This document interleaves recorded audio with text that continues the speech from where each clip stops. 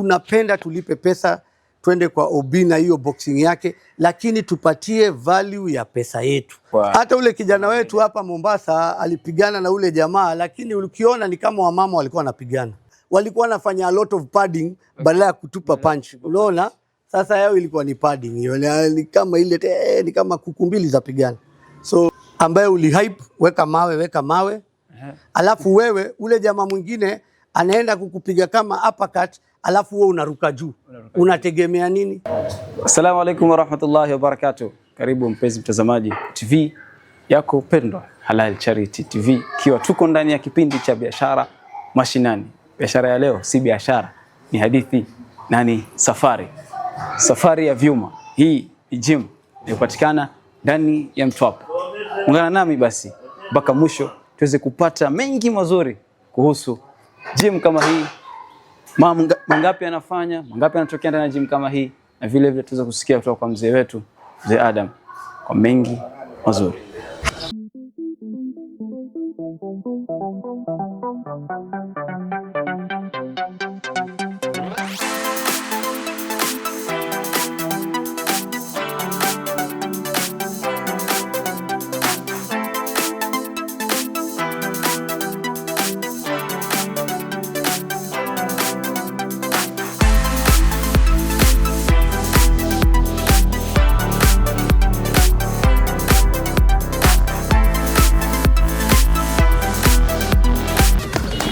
Naam, asante sana Bwana Adam kwa kutujoin sisi katika kipindi chetu cha leo cha biashara.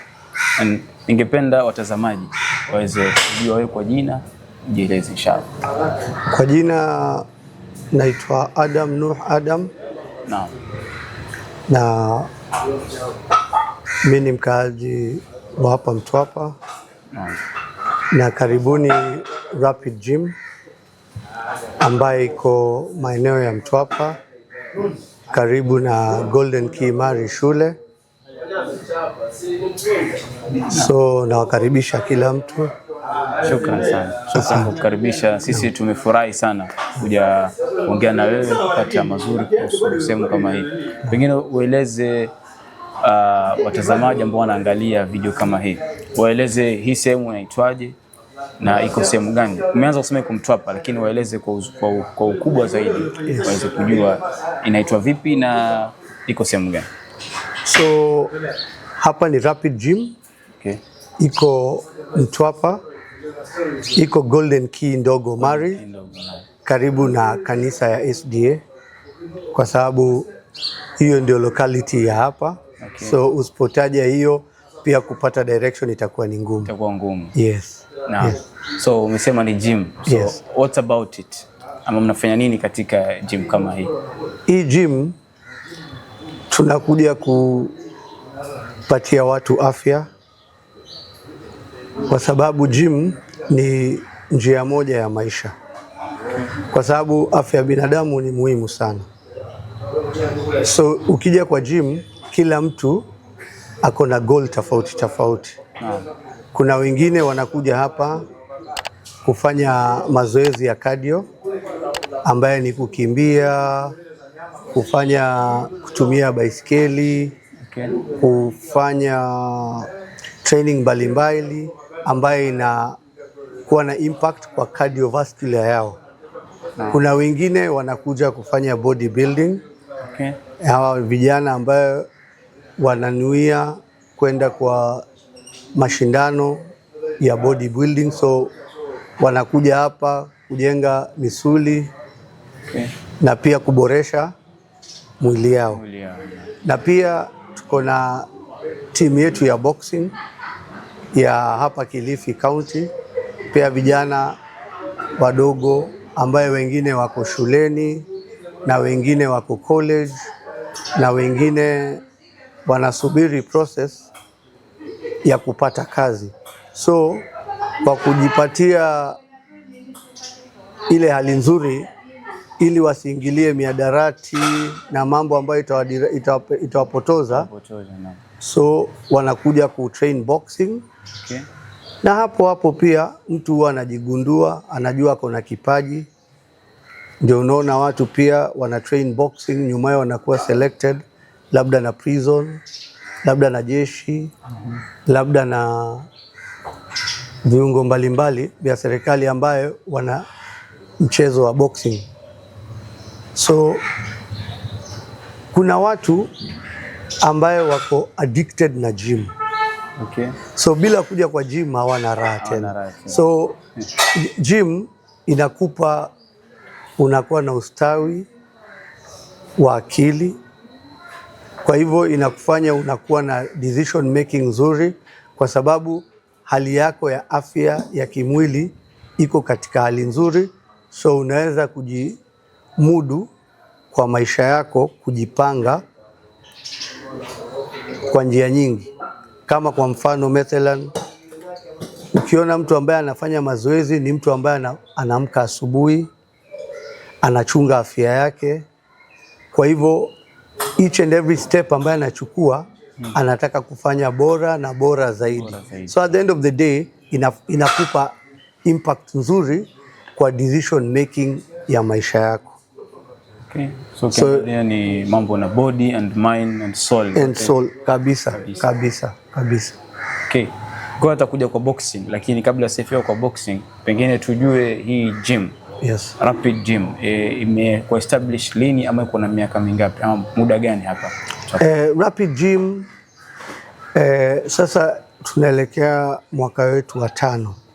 Okay. Hapa Mtwapa, na imekuwa ni jani ndefu kwetu kwa sababu tulianza taratibu. Ukiangalia most of the equipments ambazo ziko hapa tumejitengezea wenyewe katika workshop yetu.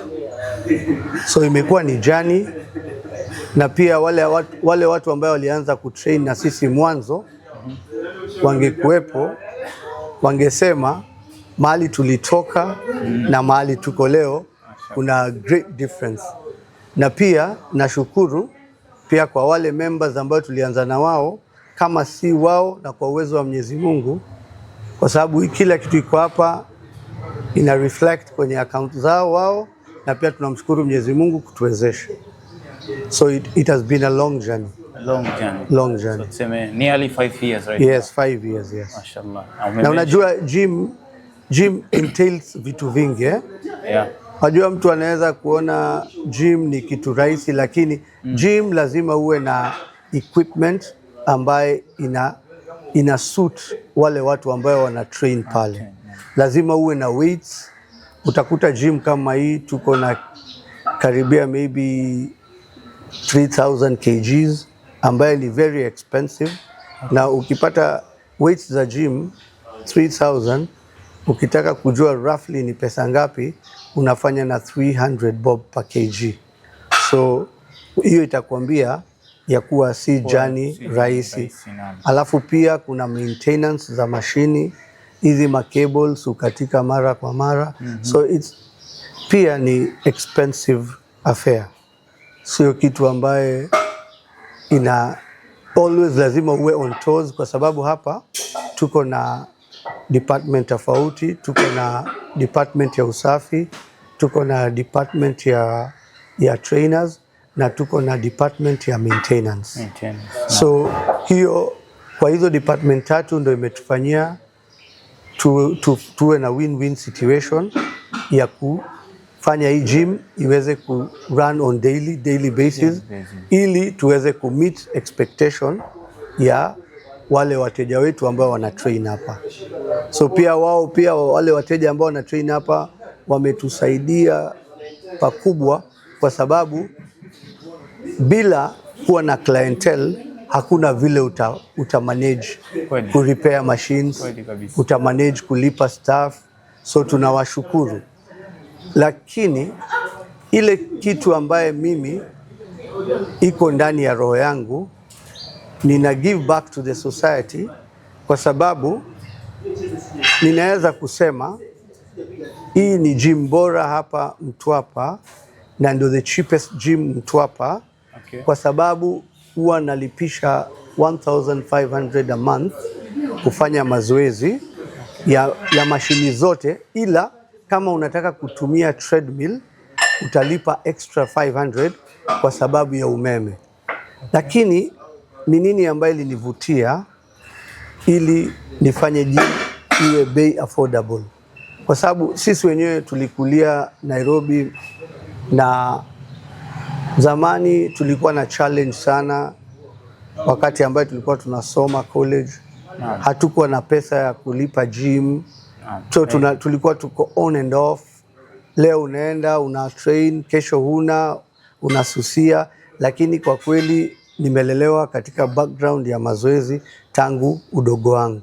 So nilijipa challenge moja. Nilisema Mungu akiniwezesha, ambaye namshukuru Mwenyezi Mungu aliniwezesha kutimiza ndoto yangu. Nikasema siku Mungu atanipa uwezo, nitafanya affordable gym so that the youthful age ambaye wako mtaani waweze kupata nafasi ya kufanya mazoezi na kuboresha maisha yao na kuepukana na mambo mengi kama miadarati na challenges za dunia.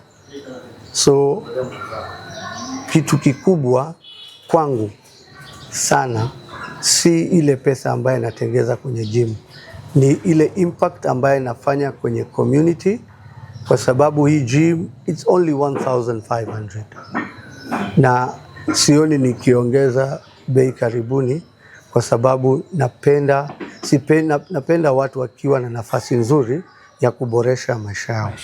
Actually hiyo ndio swali lilikuwa inakuja next. Samahani nimekuwa override pole. Haina shida. Kwa nini ulianzisha hii? Kwa hivyo hiyo ni sababu miongoni mwa sababu umeanzisha, ukasema historia yako. Ndio. Toka ukiwa mdogo ulikuwa ni mtu kitambo, ulikuwa mtu hawezi ku access gym. Ndio. Na ukaonelea uilete katika gym. Ndio. Kuna mahali uko umemention kuwa wale vijana. Ndio. Pia ni sababu ya wewe kuanza gym. Pengine utufafanulie zaidi sababu hiyo ya kuanzisha gym hii. Kwanza mimi ni mtu wa mtaani tangu zamani kwa kulelewa. Na katika ile malizi yetu tulikuwa na challenge nyingi sana za kufanya mazoezi, kwa sababu mimi niliinukia nikiwa boxer. Nimefanya boxing kule Nairobi na watu kama ambayo walishindia Kenya gold katika Olympics, kina Omar Kasongo na wengi, kina Mubiru Tanka. Niliweza kupata nafasi nzuri katika youthful age yangu kucheza boxing. Kwa hivyo hii upendo wa gym ilitokana na boxing. Na kwa sababu 80% ya wale ambao wanafanya mazoezi ni youthful age. So mimi ndo nikasema nifungue gym ili niweze kuboresha maisha ya hiyo youthful age, kwa sababu mtu youthful age akitumia nafasi yake kwa maisha vizuri ataimarika, atakuwa na uhakika kuwa na familia, atakuwa na uhakika kutimiza ndoto yake ya elimu, atakuwa na uhakika ya kuishi maisha bora zaidi kushinda mtu ambaye hafanyi mazoezi, kwa sababu mazoezi tayari ni discipline. Na hiyo discipline ina reflect katika account ya vitu vingi. So discipline ikianza kutoka asubuhi, ujipange labda na ibada yako, baada ya ibada ujipange na mazoezi yako. Ukishamaliza mazoezi uende katika mpangilio labda wa shule ama kazini. So always utakuwa na better chance na utakuwa na better results katika ile kitu ambao unafanya. So hii ni kitu bora sana kwa youthful age, kwa sababu ukipanda maharage utavuna maharage. Hakuna siku utapanda mawe na uvune maharage. Maanisha ukiinvest kwa mwili yako, kwa afya yako, utakuwa na results nzuri kwa 3D, kwa sababu ita reflect kwa afya yako, kwa ibada yako, kwa kazi yako, na pia utaepukana na mambo mengi kama miadarati, utaepukana na kupoteza muda wako kwa vikao ambazo hazina maana. Utakuwa mtu ambaye ana nafasi nzuri na ataheshimika katika society. Kweli kabisa. So kila kitu, so hii gym wale watu ambaye wanafanya mazoezi every day, ukimlinganisha na mtu ambaye afanyi mazoezi, ni kama difference ni kubwa sana, ni kama asubuhi, ni kama mchana na usiku. Kwa sababu mtu ambaye anafanya mazoezi, utaona katika sura yake, utaona katika afya yake, na utaona katika endurance yake ya kuoperate during the day.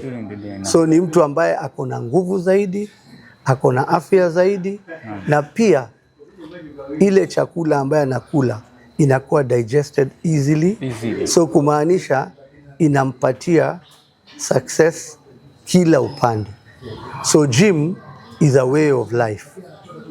Mbali na sote tuna imani ya kuwa ibada muhimu, mazoezi muhimu. Yes. So kuna point hapo ya addiction.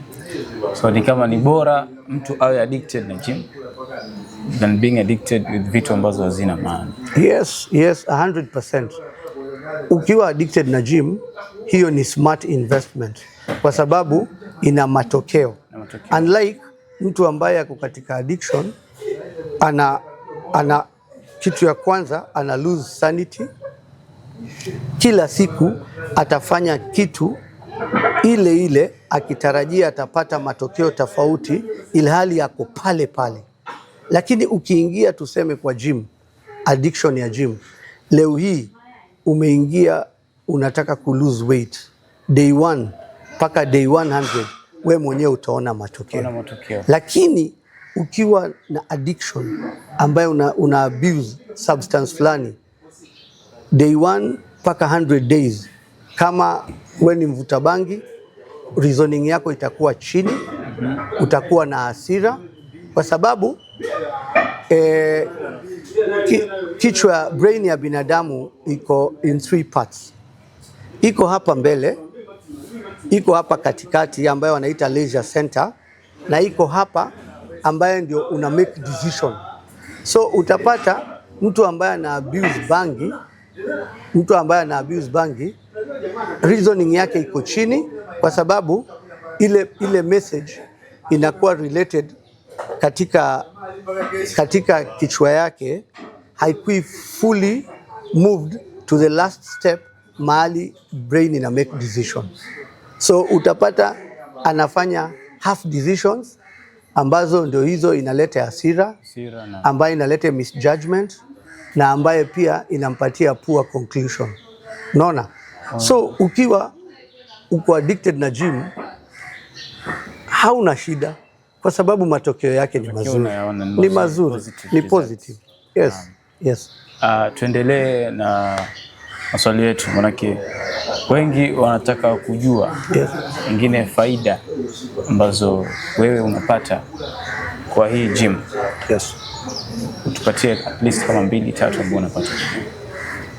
Mwanzo, kwa sababu gym nalipisha bei affordable kwa community yangu, inanipa faida nzuri kwa sababu inanipa uwiano nzuri na the youthful age ambayo wamenizingira.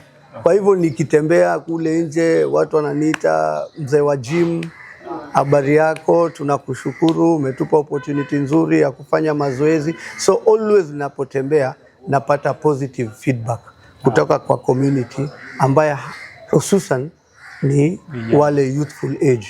So wale vijana wa bodaboda, mtu ambaye anatengeneza tuseme 500 bob kwa siku, anaweza kuja alipe gym yake 1500 kwa mwezi mzima. Ukidivide in a day, utaona ni pesa kidogo. So ni kitu ambaye ni affordable kwake. Okay. So na nyingine pia tunashukuru Mwenyezi Mungu kwa sababu the cheaper you go, the more clientele unatengeza. Na the more clientele unatengeneza, unakuwa na watu wengi ambayo wanakuja kutrain. So at the end of the month, ukiangalia hutakosa pesa ya kulipa wafanyikazi, vile ya kumaintain equipment, na vile pia mimi ya kunimudu mimi na familia yangu. Yes, yes. Naam. What about wale vijana sasa mbali na kuwa wanafaidika na gym, wanakuja fanya zoezi, nini nyingine? Maana najua kuna vijana hapa ambao wanasimamia wale wa maintenance, wale wa training. Yes. The advantage wanapata from this gym. The advantage wanapata, wanakuwa na personal growth, kwa sababu kila mtu ambaye anafanya kazi kwa hii gym anakubaliwa kutrain bure kwa hii gym. Okay. So utapata kama kijana wangu ambaye ndio currently ndio the main instructor kwa hii gym, alianza kama cleaner. So sahi 2 years down the line amekuwa instructor, sababu tumempatia training ya kutosha, na yeye vile vile alikuja akiwa mdogo na sasa ni mtu massive.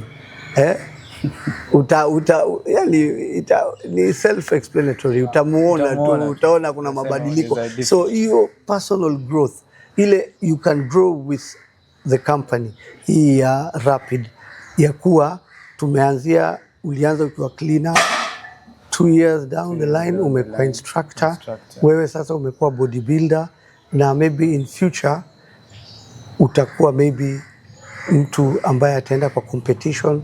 We never know. Na mambo huwa inabadilika. So hapa napatia chance kwa wale ambao wanafanya kazi na mimi.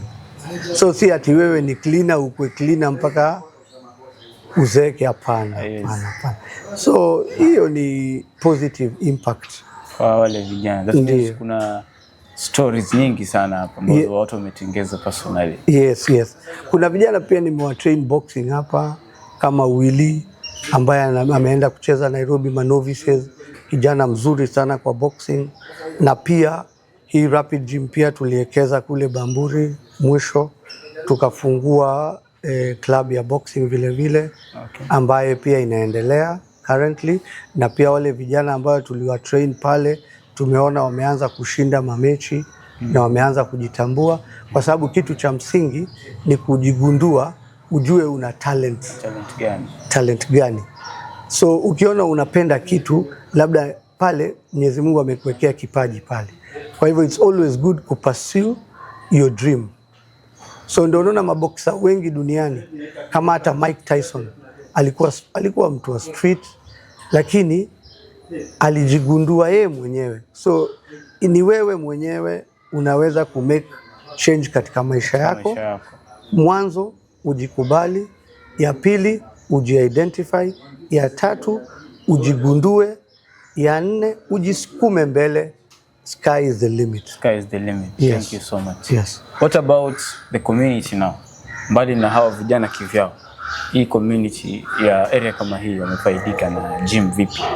Sasa sisi kulete hii Rapid Gym hapa Mtwapa imenufaisha watu wengi, kwa sababu huku kulikuwa na gym ambazo ni ndogo tu na hawakuwa na weights za kutosha. So unapata wale vijana ambayo wamejenga misuli na ni wakubwa walikuwa misplaced, kwa sababu hawakuwa na proper equipment.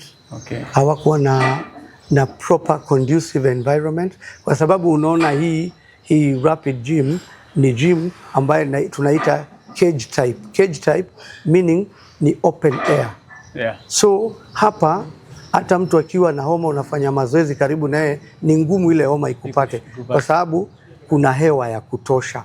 Unlike other gyms unakuta ziko kwa nyumba ndani, joto ni nyingi, ukiingia for the first few minutes tayari uko exhausted. Lakini hapa unaweza kutrain hata whole day depending na ile nguvu ambayo uko nayo, kwa sababu hii ni cage type na ni 100% air, unaona. So hii ndio the best way to go kama unataka kupata afya nzuri na kujenga misuli, ama ku lose weight, ama kutengeneza cardio yako. Yes.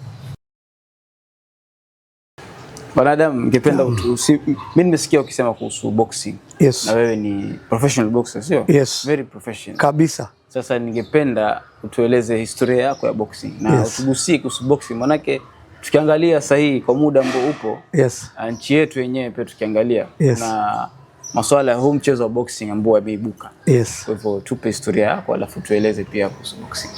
So mwanzo mimi niko na passion na boxing tangu utotoni na nimecheza ngumi tangu nikiwa mdogo. Hata mkono zangu zina alama za kudhibitisha ya kuwa nimecheza ngumi. Na boxing, unajua watu wengi sahi wanafanya boxing ni kama kutafuta clout, kuchase clout, ama wanafanya boxing kwa sababu ya siasa. Yes. Lakini ile kitu naweza ambia watu, kama juzi tuliona game watu wanacheza ati majembe na weka mawe. Mtu ambaye haja train boxing, ukimpandisha kwenye ring, hiyo ni suicidal. Hiyo ni kama unataka kumuua. Kwa sababu boxing kwanza, boxing ni nini?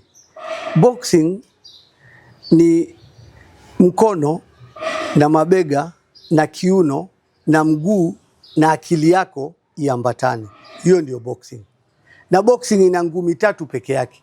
Hakuna zaidi ya hiyo.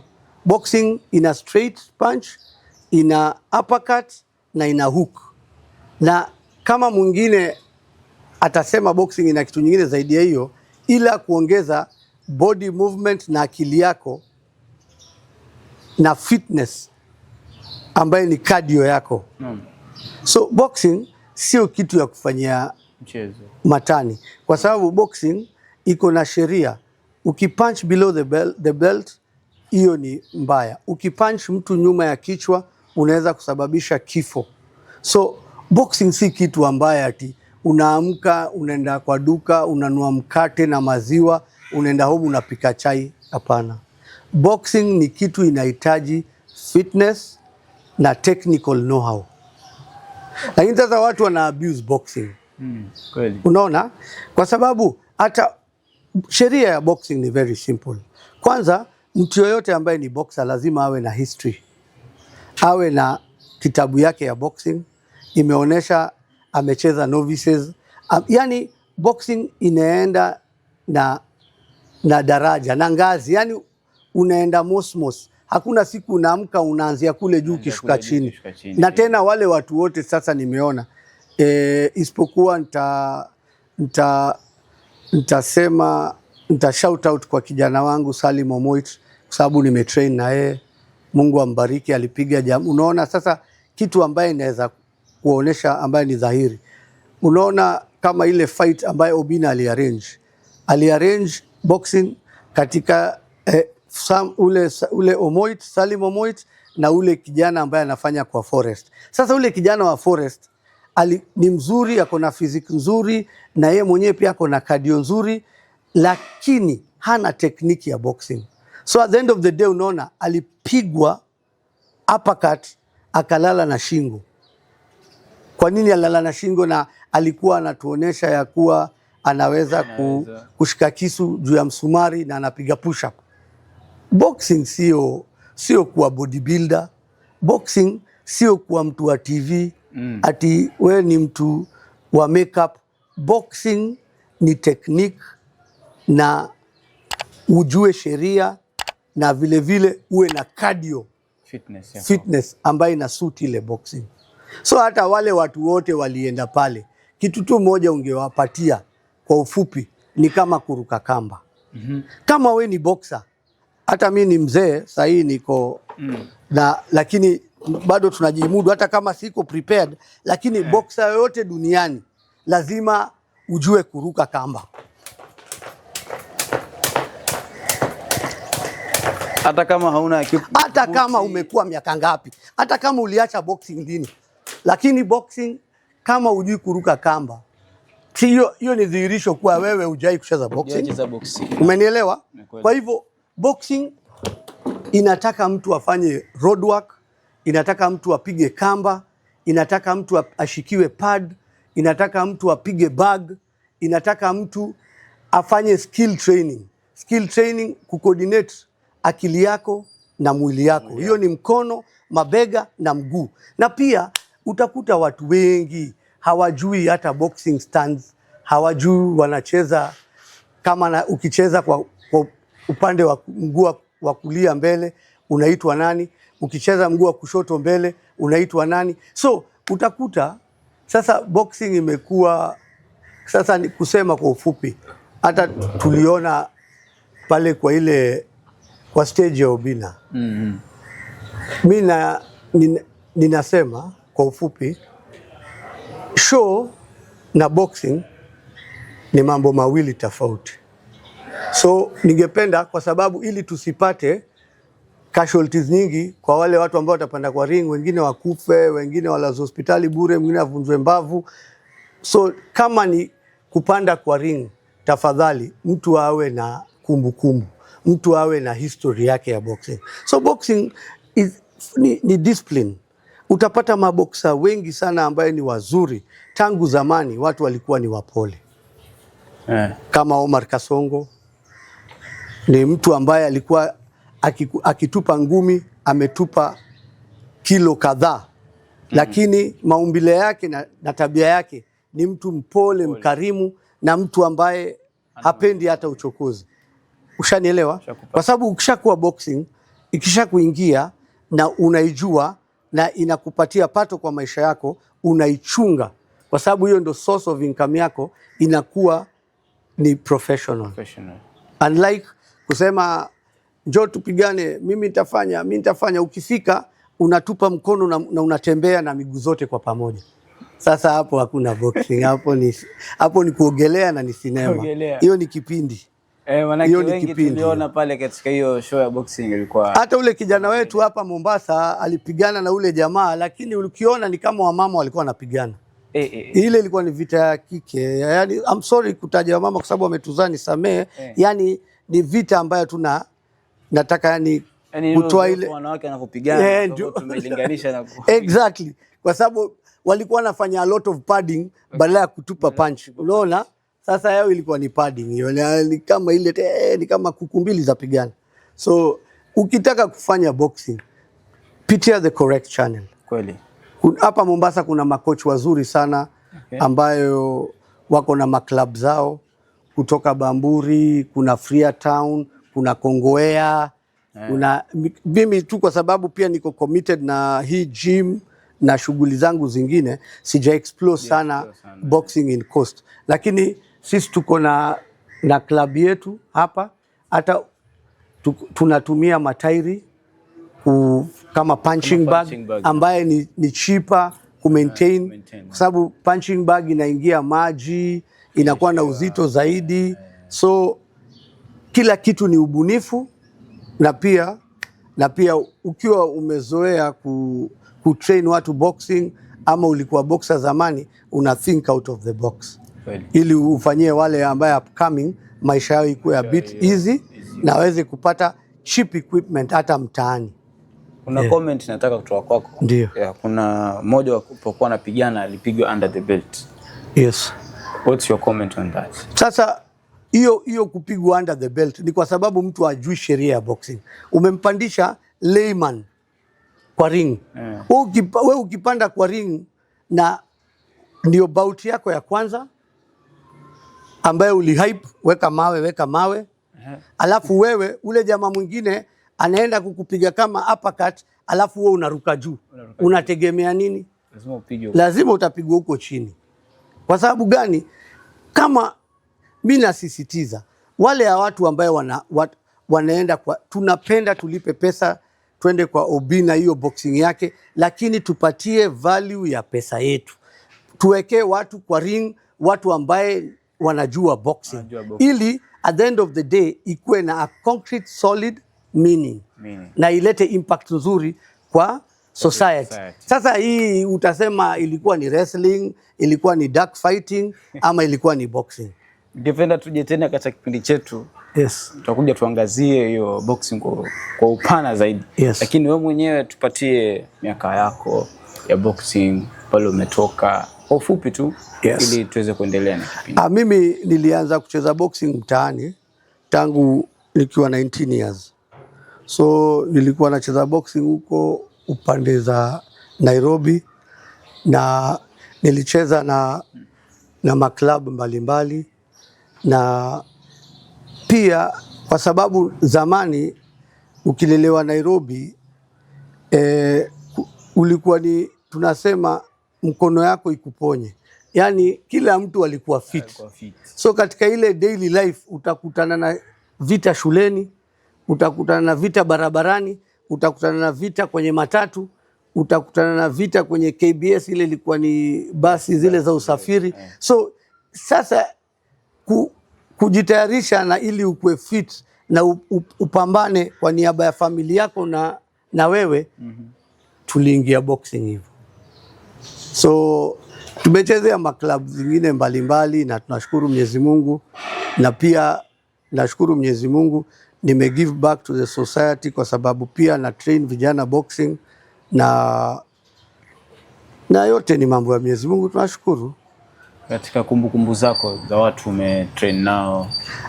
Nimecheza boxing na watu wengi na pia nimetrain vijana wengi sana.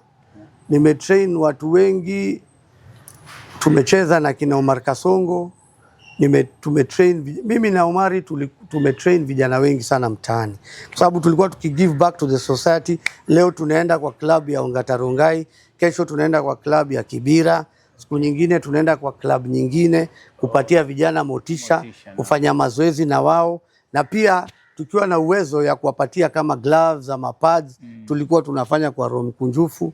So na watu wengi pia tumekuwa na wao.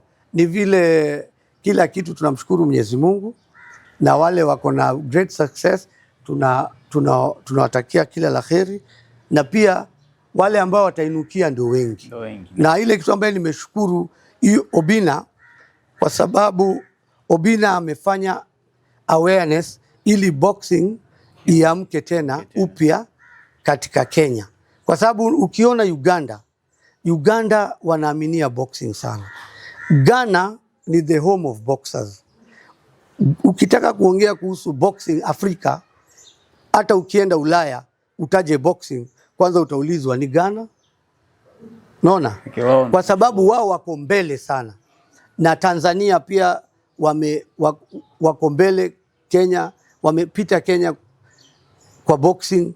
Uganda pia wako mbele kwa sababu wana promote katika vijiji. Kila mahali kuna boxing club na wamefanya arenas nyingi sana za boxing na wameitilia mkazo. So Kenya ilikuwa imefifia kabisa. Lakini tunashukuru Mwenyezi Mungu vile amemleta Obina, itabidi wale wazee wa zamani wa kongwe, wale kina Diblo Dibala, kama mtu kama Diblo alikuwa anachezea Polisi, alikuwa boxer mzuri sana, na pia baadaye pia ndugu yake pia amekuja pia akacheza pia boxing, pia alikuwa boxer mzuri sana, kuna title kadhaa, na watu kama kina Omar Kasongo.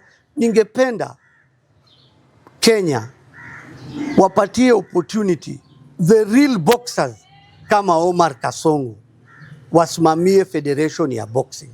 People ambaye watu ambaye wameenda kupigania Kenya nje, watu ambaye walipatia bendera ya Kenya hadhi yake. So unlike utakuta watu wengi sana wako katika boxing lakini hawajai kupanda ring yote. Ukimuuliza wewe ulicheza boxing, ulishai kupanda kwa ring, ulikuwa unacheza weight gani? Ulikuwa wewe ni mtu wa South Pole ama unacheza pande gani? Hata hawezi kukujibu. So unajua boxing si kipindi na si story. Boxing ni reality. Na ndio kwa maana unapata wazee kama sisi sahii tuko 5th floor na kamba tunaruka tu. Hata sahii nina kitambi, lakini ukiniambia tuende road tutaenda tu. Hata ukitaka tufanye burpees, yani tukufanyie tizi ile ambaye unaona kwako ni ngumu, tutaifanya tu. Kwa sababu ile fitness bado iko. Naam, asante sana mzee Adam. Shukrani. Tukiendelea na kipindi, tutajie changamoto ambazo hii gym lazima kuna changamoto nipitia kwa upande wa biashara ama vile vile ku give back. Unazo changamoto ambazo nipitia? Gym ina changamoto nyingi sana. Kwa sababu gym is a public place. Gym watu aina wote wanakuja gym. Naam. Utakuta mtu ambaye I'm sorry to say, lakini hii ndio society ambaye ndio reality ya dunia. Saa zingine utakuta watoto wetu wa kike wanakaa pamoja ndani ya gym, wanafatana, utasema watapose kama hata ni ngumu kuexplain. Okay, hiyo acha niiache kwa sababu nisije nika stereotype watu fulani, but mali yote inakuja watu public. Utakuta vijana ambayo wako indisciplined, ambayo wanatumia equipments vibaya, na ukiwaongelesha kwa ukarimu kujaribu kuwarekebisha, wanapiga fujo, wanasumbua, anakuambia amekulipa, kwa hivyo hataki kelele. Hiyo ni challenge kubwa kwetu, kwa sababu equipments ni very expensive to maintain. Kwa sababu mtu akikulipa 1500 na amekata cable, hiyo cable labda utailipia 11,000. Unaona? So but at the end of the day ni ile kitu ambayo tunataka ni kuona ya kuwa watu wameachieve goal yao. Naam. So at the end of the day vitu vingi lazima uvumilie. So kuna, na pia hapa coast kuna ile mvuke ambayo inatoka baharini inafanya rust sana kwa chuma. Naam. So hizi chuma unakuta ziko na rust nyingi, so paka kila wakati zipakwe rangi, zikwe maintained, zikwe oiled kila wakati kwa sababu ya ile mvuke kutoka baharini. Alafu pia challenge nyingine ambayo pia tunapata, utakuta sisi tuna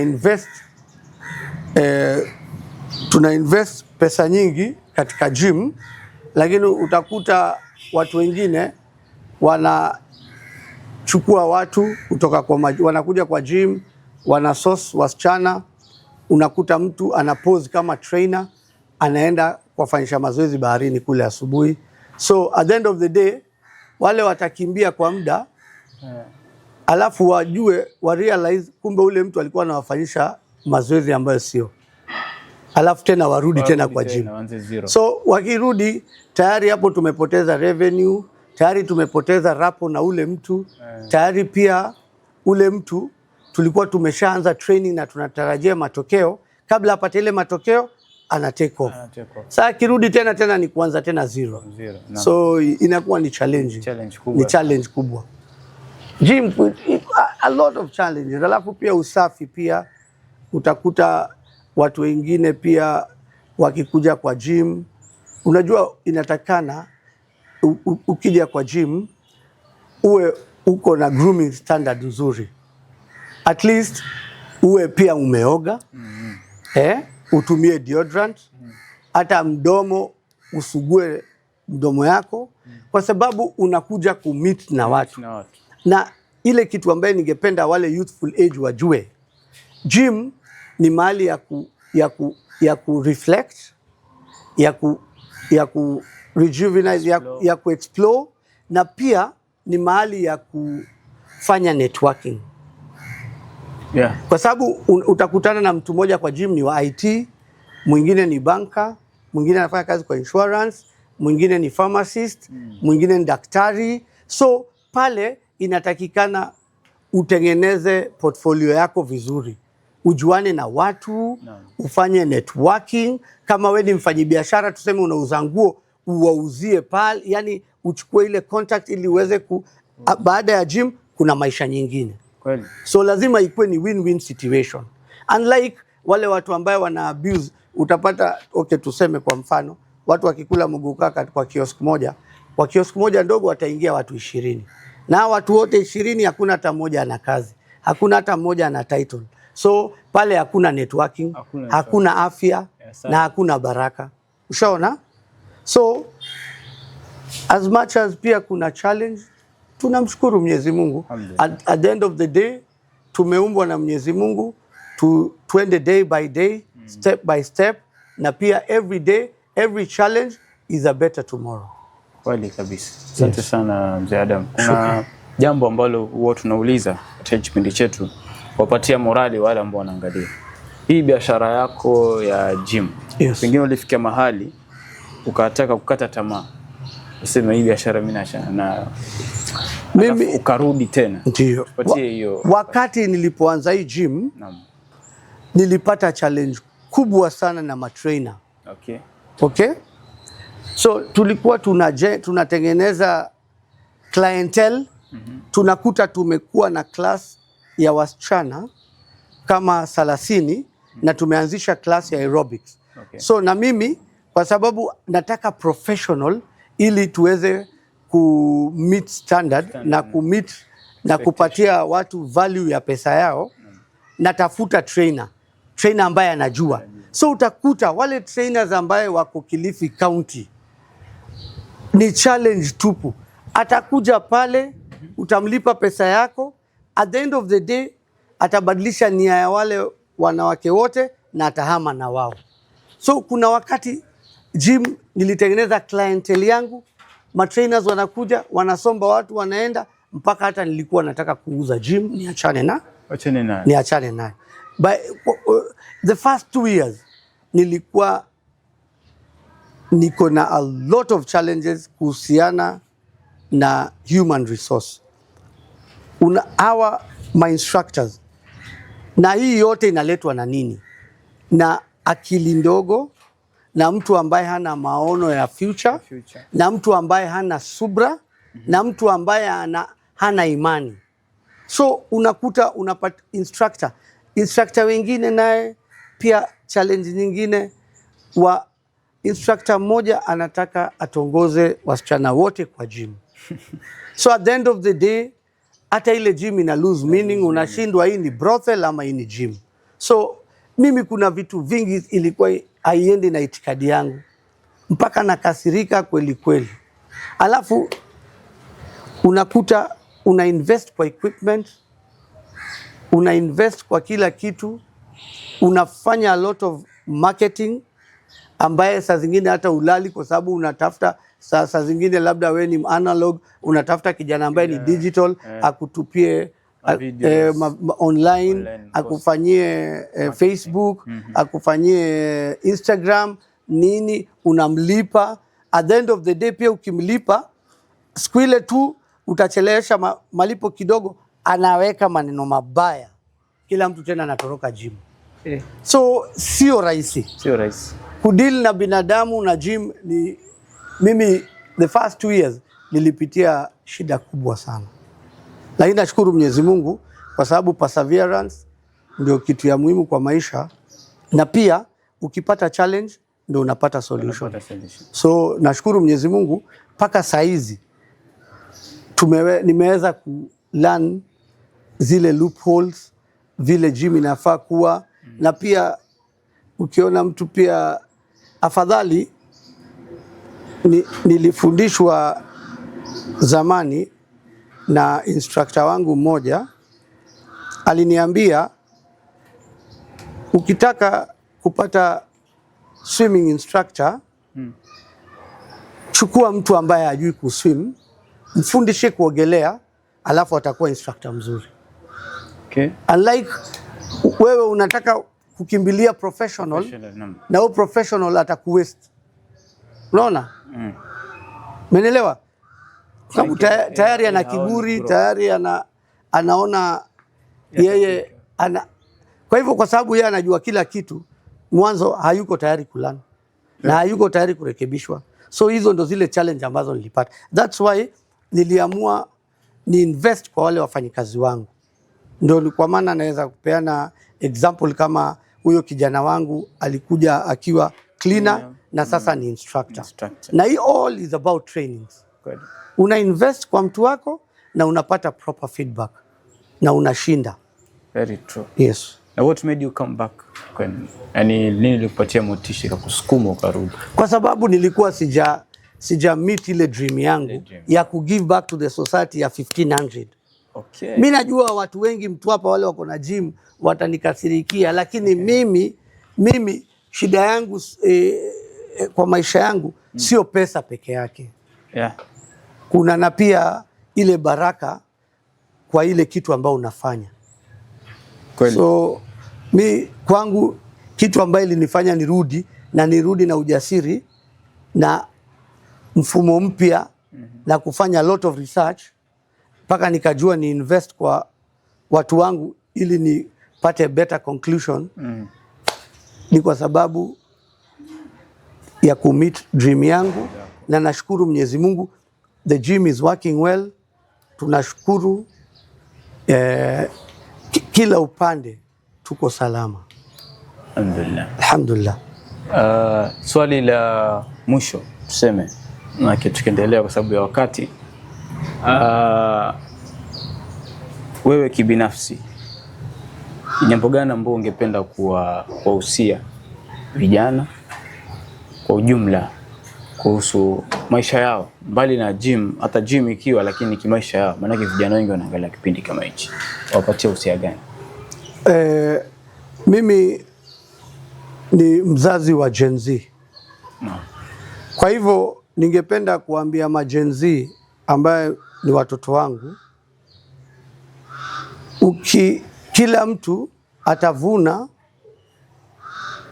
ile kitu ambaye amepanda. Kwa hivyo ukitaka siku yako ya kuvuna uwe na tabasamu, lazima uzingatie zile vitu ambazo Mwenyezi Mungu anakubali. Zile vitu zote ambaye ni halali ni mzuri kwako, na zile vitu zote ambazo si halali sio nzuri kwako. Na utumie ujana wako kwa uzuri, kwa sababu ujana wako leo ambaye ni kwa uzuri ita reflect account yako ikiwa nzuri kwa Mwenyezi Mungu, kiafya, kimaendeleo na pia kuoa. Sasa sana majenzi, kitu kikubwa sana ambaye ni muhimu kwa binadamu na ambaye nawaomba sana watoto wangu muwe nayo, muwe na subra. Na subra itakufanya uwe na maamuzi mazuri. Subra itakufanya uwe na savings. Subra itakufanya uwe na kuvumilia wazazi wako na wakuu. Subra itakufanya maisha yako iwe nyepesi. Kivipi itakuwa nyepesi? Subra ndio investment. Ukiweza kuinvest kwa afya yako, ufanye mazoezi. Ukiweza kuinvest katika swala ya Mwenyezi Mungu, usikose swala 5, na ukiinvest kwa yale mafundisho ya Mwenyezi Mungu yote ambayo Mwenyezi Mungu anatutakia, basi kesho wewe utakuwa mwenye kufaulu. Na wastay mbali na miadarati, na wakae mbali na marafiki ambaye hawataki wenzao uzuri. Rafiki ambaye hakutaki uzuri atakupeleka kwa pombe, atakupeleka kwa mogoka, atakupeleka kwa bangi, atakupeleka kwa zile vitu zote ambazo hazina faida, na vitu ambazo zitakufanyia maisha yako idorore na uwe na maisha mbaya. Shukran. Kipenda tumpatie mzee 60 seconds, zile sekunde zetu 60 ambazo tunakupatia kuweza kujieleza na kujiuza. Kwa jina ni Adam Nuh. Karibuni sana Rapid Gym. Hapa Rapid Gym tuko na all kinds of equipments za muscle, tuko na mashini za cardio, tuna train watu boxing hapa, na pia tutakuwa na yoga sessions, na pia vile tuko na classes za aerobics asubuhi na jioni, na tuko na a great team ambaye wako behind Rapid kukusaidia wewe ili umeet target yako ambaye imekulete kwenye gym. So karibuni sana, tuko Golden Key ndogo Mtwapa, karibu na kanisa ya SDA, ndo gym yetu iko, na gym yetu ni the most affordable hapa Mtwapa. So kwa mwezi ni 1500 only, na ukitaka kutumia treadmill utaongeza another extra 500, na gym yetu inafunguliwa 5:30 in the morning mpaka saa 2 usiku, na tunafanya kazi kutoka Jumatatu mpaka Jumamosi. So karibuni, namba yetu ya simu ni 0704 011 772. Mungu awabariki na mje mjiunge na sisi inshallah. Shukran sana mzee Adam kwa maneno yako kuntu kabisa. Kwa vijana wetu ambao wanatuangalia katika kipindi hichi cha biashara. Kwa kweli kimekuwa kipindi ambacho ni biashara, na vile tumepata fursa ya kujua life yako, tumepata pia kujua kidogo kuhusu boxing, na tungependa inshallah ukiwa na wakati na wasaa tuchoka katika kipindi chetu cha Real Talk, je tuongelee kwa uzuri kabisa na undani kuhusu masuala ya boxing. Inshallah. Natumai mtazamaji umeweza kufaidika kwa historia ya mzee wetu Adam, na vile vile ningependa kuwakaribisha katika gym hii ya Rapid iliyoko Mtwapa. Bismillah, nyote mnakaribishwa, wanaume kwa wanawake, wazee kwa vijana Kabisa. Karibuni wote. Karibuni nyote. Nimekuwa wako Al-Akh Yusuf Musa, na nyuma kamera umekuwa ndugu yangu Hassan Adam Yusuf katika kipindi chetu cha biashara mashinani. Tupatane wakati mwingine.